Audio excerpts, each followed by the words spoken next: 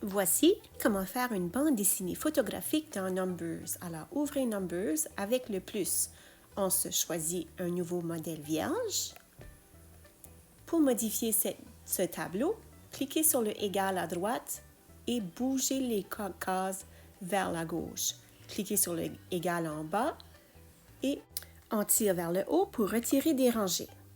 Ici, on clique sur la première colonne et on supprime cette colonne. On modifie le titre.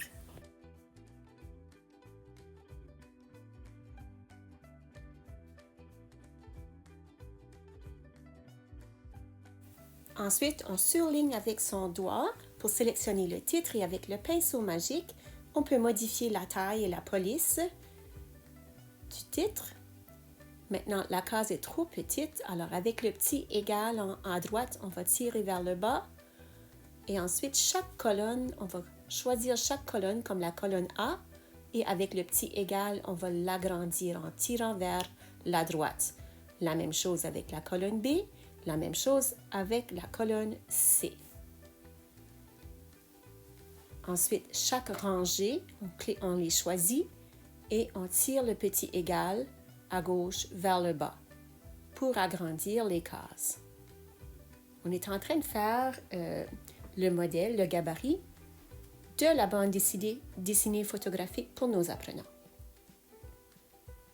On peut ensuite partager ceci avec AirDrop aux apprenants, puis ils peuvent aller remplir les cases avec leurs photos et leurs textes.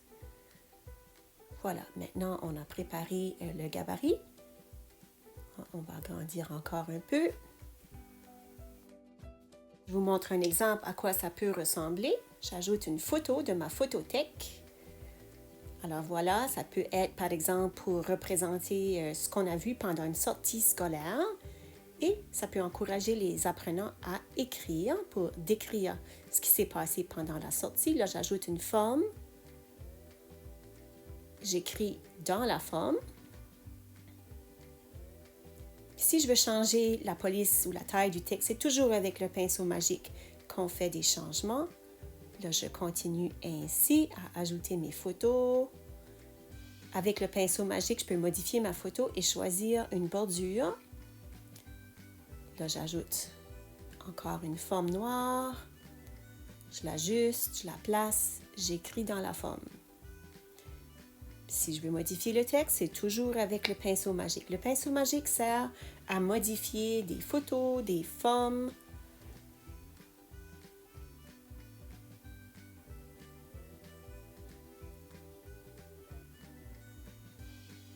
Et je continue ainsi à ajouter mes photos et mon texte.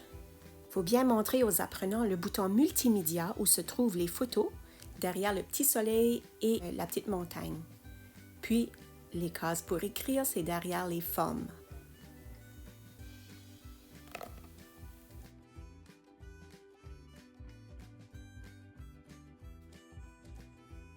Ici, je clique sur ma photo, le pinceau magique pour aller ajouter une bordure. Alors, le pinceau magique me permet de faire des petits changements. J'ajoute une autre photo. Et encore une forme pour ajouter mon texte. Les apprenants plus jeunes qui ont des défis à écrire peuvent aussi utiliser la fonction dictée du clavier du iPad.